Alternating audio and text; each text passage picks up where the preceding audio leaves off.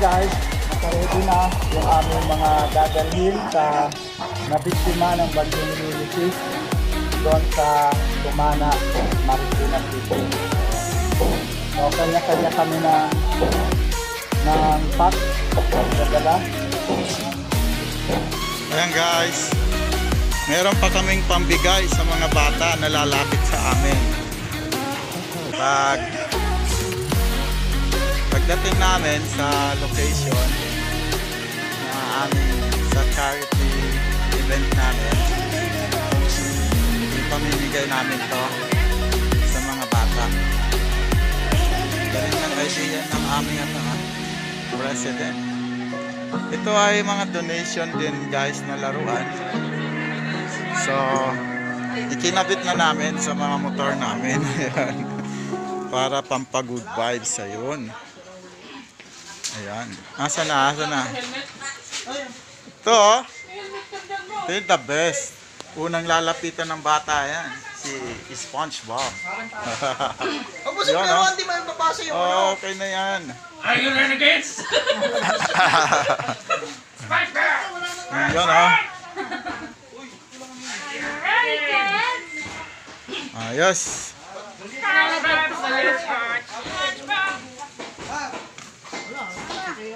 Babig! Bakit walang pindutan to? Si Barney. Hello kids. Ito. Guys, ayan, gear up na kami. At pupunta na kami doon sa location ng aming charity event. At nandito ang aming president ng ECRC. Pres, saan ba tayo ngayon? Magdodonate tayo sa Tumana, Marikina. Ayun. Doon mga nasalanta ng bagyong Ulysses. Ayun. So guys, yung Tumana, Marikina ay isa sa talagang tinamaan at nasalanta ng baha na dulot ng bagyong Ulysses. So naman naisip ng aming president na mag-donate ng mga, ano pa mga ating i-donate? Press. Meron tayong mga damit, tubig, mineral, tapos mga pagkain na ready to eat. Ayun. Dilata. So guys, itong aming president ay napakasipag nito ha. Nababasa ko sa aming GC, talagang gabi na nasa Tagaytay pa ito upang pick upin yung mga donation na ipang-donate nga namin sa araw na to. So, press, talagang napakasipag nitong aming president. Pasensyahan nyo na kung medyo maliit lang pero kahit paano makakatulong din. Basta bukal sa puso ha, talagang pinaghirapan, talagang pinag-effortan ito ng aming presidente. Kaya guys, shout out sa aming president. Salamat. So sa mga nag-donate guys ha, maraming salamat sa inyo. Ito makakarating na ang inyong mga i-donate sa mga nabiktima ng bagyong Ulysses. Ayun. So ito guys, nag-gear up na kami. Papunta na kami ngayon sa location sa Tumana, Marikina. At meron pa nga mga pampagood vibes oh. May mga laruan pa kaming ipamimigay sa mga bata. Ayan oh. Yan oh. Bawat isa sa amin may mga laruan pa na nakakabit. Ayan. Para sa mga bata. Ayun. So guys, update ko na lang kayo pag nandun na kami sa location.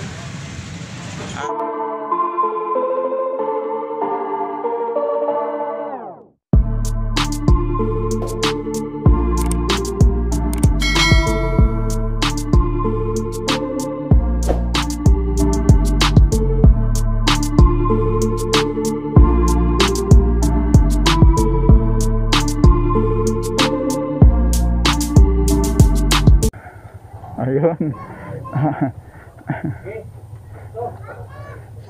Bigay natin to. Doon ako sa baby. Yan. Yan. Ano pangalan mo?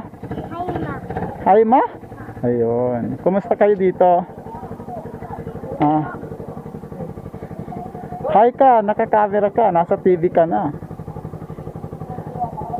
Makikita ka sa YouTube.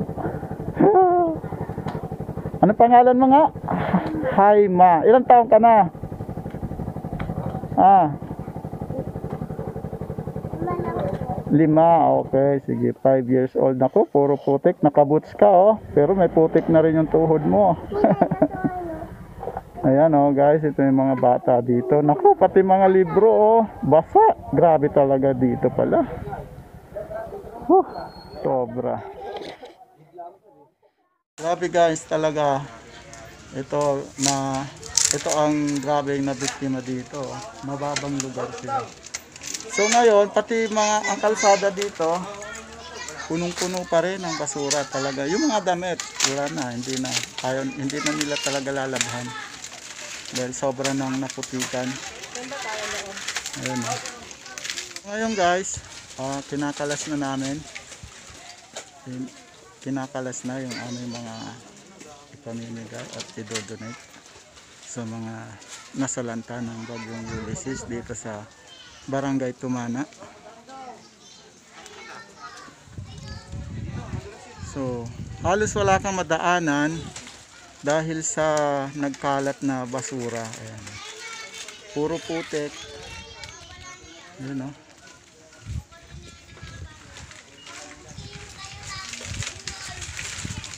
Sobra, ang dami pa rin talaga. Yan. Kaya makadaan. Dahil sa ang tatapakan po mga damit ng ato. Ayun. Puro putik pa. Ayun. So sobrang dami ng affected.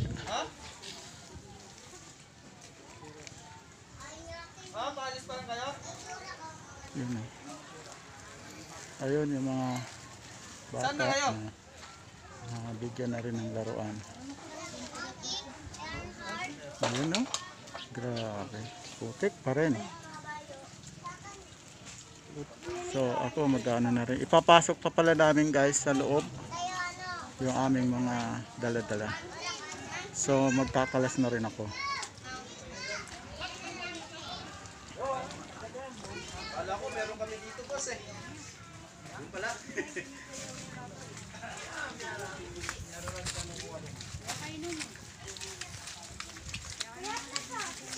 Meron pala natira sa atin, yung kay Matang. So guys, ang mga pangunahing pangangailangan pala talaga nila dito is kumot, damit, mga pangsapin sa pagtulog. Yun. So yung pagkain daw is may napagkukuhanan naman sila. Pero talaga, ang mas pina-priority nila dito, guys, kung mayroon pa kayong mga tira dyan na mga damit, kumot, mga banig, ayan, mga something about na para sa pagtulog or higaan. Yung pala talaga ang kailangan nila. Kasi nakita nyo naman, guys, yung tambak ng basura doon sa mga kalsadang dinaanan namin ay grabe, hindi na talaga mare-recover kahit labhan pa siguro. So yun. So sa mga may mabubuting puso dyan, yung ECRC ay hindi lang naman po ngayon mamimigay ng mga reliefs. Kung may mga magdo-donate pa po, pwede naman kontakin lang yung aming admin. Anong ating Vice? Paano tayo makukontak yung ECRC? May page naman na Sa FB page ng ECRC. Ayan, pwede kayong mag-message.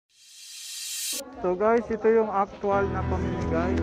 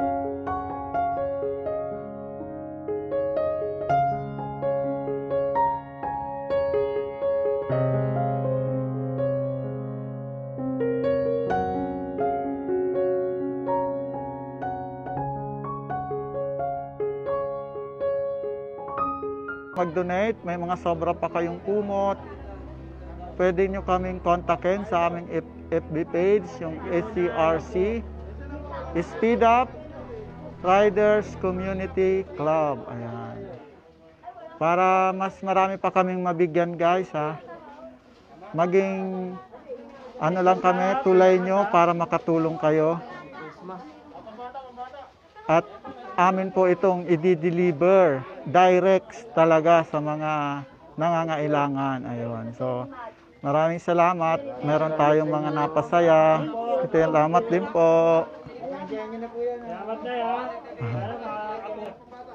Ayun, sir. Meron na ring sardinas. Ayan, meron. Sige, pila lang po. Mag-face mask kayo. Hala, andon. May namimigay po ng face mask. Ayan. So, ayun. So, guys, ganito ang kalagayan dito, ha. Sa Barangay Tumana. Putik pa talaga ang daan hanggang ngayon. So, mahigit 1 week na. Pero hindi pa rin naaayos. So, hindi pa grabe pa ang basura tambak. Oh. Ayan. So, ang dami rin mga, ayan oh.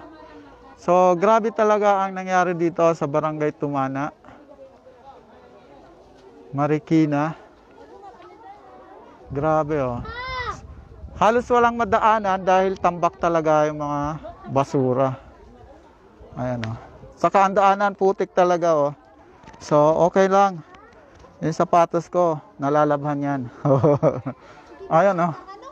So, kaya guys, kailangan daw talaga nila is mga damit, kumot, mga something na pangsapin sa pagtulog. Ayan. Grabe, 1 week na mahigit, pero hindi pa rin naaayos o hindi pa rin nalilinis yung mga kalsada dito. So, marami din ang talagang dumadagsa dito para magbigay ng tulong. Ayun oh.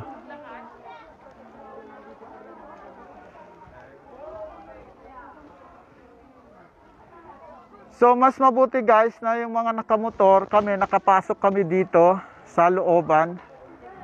Kasi hindi raw talaga sila, yung na-interview ko kanina, hindi raw sila inaabot ng relief dito. Kung may malaman daw silang nagbibigay ng relief sa labas, pagdating daw nila, ubos na. So kaya, nagpapasalamat sila dahil nakapasok kami dito mismo sa kanilang street. So mabuti na yan, nakikita nyo guys, ang sitwasyon talaga dito. Shout out kay sa aming founder, si Raymark Anthony Rolona is watching. Ayan. Shout out sa iyo. Boss Cranier, nako.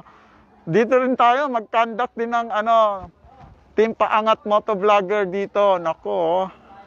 Ang si Raymark, nag-interview ako kanina. Talagang gusto nila mga damit, kumot. Di naman nga sila particular sa sa pagkain. Nasusurvive naman daw nila yung pagkain, pero talaga dahil sa bilis daw ng akyat ng tubig dito, halos hindi na nila nilagtas na lang nila yung kanilang mga sarili.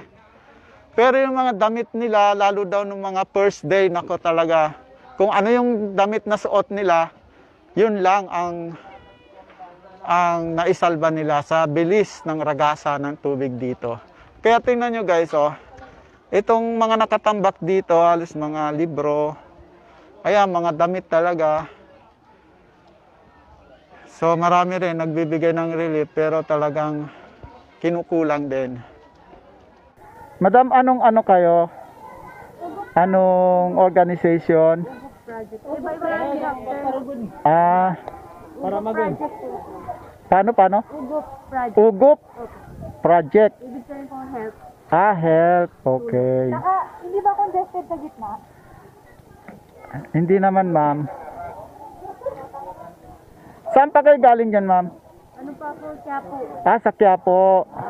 Hindi ba po galing pang tabi? Ah, okay, okay. Oo. Bakit ba? Okay. Hindi, nag-ano lang po. Magkaisa po tayo ng layunin, nagbibigay din kayo ng relief. So, mga school, bali 15 schools po. Oo. Luzon, Visayas, and Mindanao. So, nag-ambag-ambag po kami dito sa project na to. Ayun. So, mga student, more on ano po, karamihan po sa amin is mga student. Student, ayun. So, shout out sa mga student. Ano pong school na ano nyo? Yung organized Oo. po, ang nang-organize po nito is Our Lady of Fatima University College of Medicine. Ayun. Tapos, kasama po sa amin yung school ng Cagayan, ng UP Manila. Bali sir, may mga collaborators kami Opo. all over the Philippines po. Pero ang mga Muslim student organization po. Oo. Like UP Manila, Yes. UP Diliman, Liceo de Cagayan University, from Cagayan de Oro, ano pa ba yun? Xavier University, Ateneo de Cagayan. Tapos COC FINMA ng CDO. Ayun. Tapos po, University of Mindanao. Muslim Student Association of Ateneo de Zamboanga po. Tapos, MSA ng Maham po ng Cebu. Ayun. Tapos, University of Mindanao sa Davao. Malayan College of Mindanao. Malayan United Muslim Individuals po ito. And University of Immaculate Conception United Muslim Students Organization. Davao City Muhajirat. Tapos, Muslim Students Association ng Arellano University, One Okay. UMA, and Mindanao State University Association of Medicine Muslim Students po. Ayun. Maraming salamat po sa pagpunta nyo dito sa lugar ng Opo. Bali, ang Barangay head po Tumana. ng ano nito is kami po. Ayun. Ito. Doctor of Medicine. Meron po kasi sa aming mga medical students. Opo, ayun. Maraming salamat sa mga medical student na talagang nagsadya dito sa lugar na to ng Barangay Tumana, Marikina City. Maraming salamat po sa mga nag-organize ng organization na ito. So talagang napakalaking tulong po niyan dito sa Barangay Tumana, Marikina. Hindi po, ano rin ako. May grupo din kami na nag-donate din. Mga motorcycle group. ECRC group. Ayun. Speed Up Community Riders Club. Ayun. Sige po. Thank you so much. So maraming salamat. Magkaisa po tayo ng layunin. Kaya nagpapasalamat kami. Po, bali nag-post lang po kami sa Facebook. So, maraming nagka-interest sa Ayun. ating mga taga Mindanao. Yun. At saka, kasi sabi nila, total kayo yung andyan, papadala lang namin. Ayun. yung So maraming salamat sa mga kapatid nating Muslim. Ayun. So maraming salamat po. Sige, thank you. Sige po. Ayun. So guys, maraming salamat at marami din talaga ang tumutulong. Tino, mga student pala ito. Kaya talagang ano no. Mga student, mga masisigasig talaga. Ayan. Manny Manhares watching. Oh, oh, mag-donate kayo. Mga sobra yung yung mga sobra yung kumot ha. Nag-interview ko kanina. Hindi nila prepared masyado yung pagkain. Ang kailangan talaga nila ay kumot. Mga damit. Ayan, tingnan nyo naman. Yan, tambak na yan. Mga tel. Ayun, oh.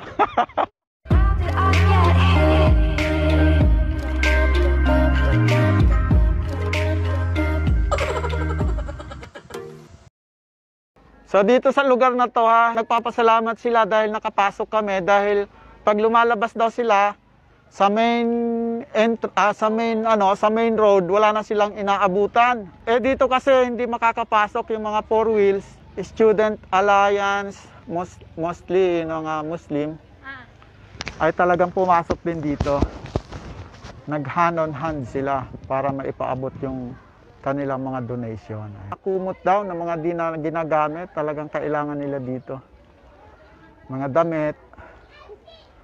Dahil wala daw talaga pala silang naisalba dahil sa sobrang ragasa ng tubig, mga sarili na lang nila yung kanilang isinalba. Gumawa lang sila ng tulay sa mga bubungan para makapunta sila doon sa mas matataas na bahay. Ayan o. Kita nyo naman guys yung sitwasyon dito ha. Ililibot-libot ko pa kayo. Ayan o. Ayan o, tingnan nyo, mga damit, nagkalat. So, parang hindi na mare-recover. Dahil sobrang tinakpan na ng mga, ayan oh, mga damit talaga to eh. Ayan oh. Ayan na, guys. Linya na. Nandiyan na. Ayan oh. Linya, guys. Guys. So patuloy naman yung mga relief operation dito. Ay, ba't kayo umalis? Aray. Grabe, putik dito sa daan.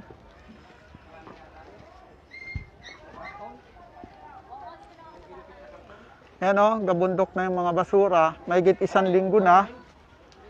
Pero hindi pa rin nila naayos. Hindi pa rin nakahakot oh. Grabe. Dito to guys, ano, Barangay Tumana.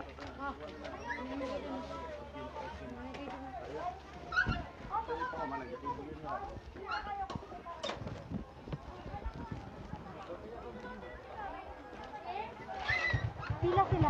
Ayun, nakapila.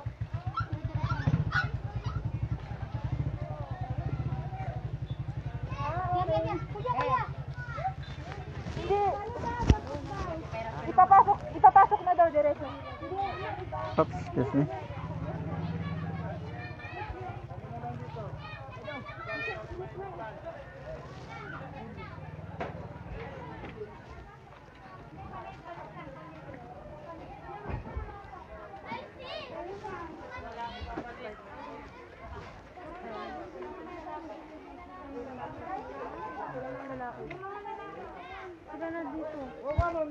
Oops, putik, grabe.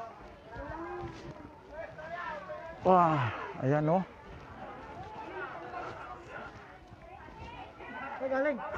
Nag-interview din sa labas. May bigayan sa labas na. Oh, mayroon din mga student. Mga St. Fatima University, mga medical student. So ang dami rin. Ayun. Hapon. Pangalan kaya? Sila ano? Sino ba? Hindi kami naka-smile. Ayun, tapos na ba tayo mamigay? Kakain daw tayo dito. Kakain dito? Like you, be strong to hold the powers of the sun.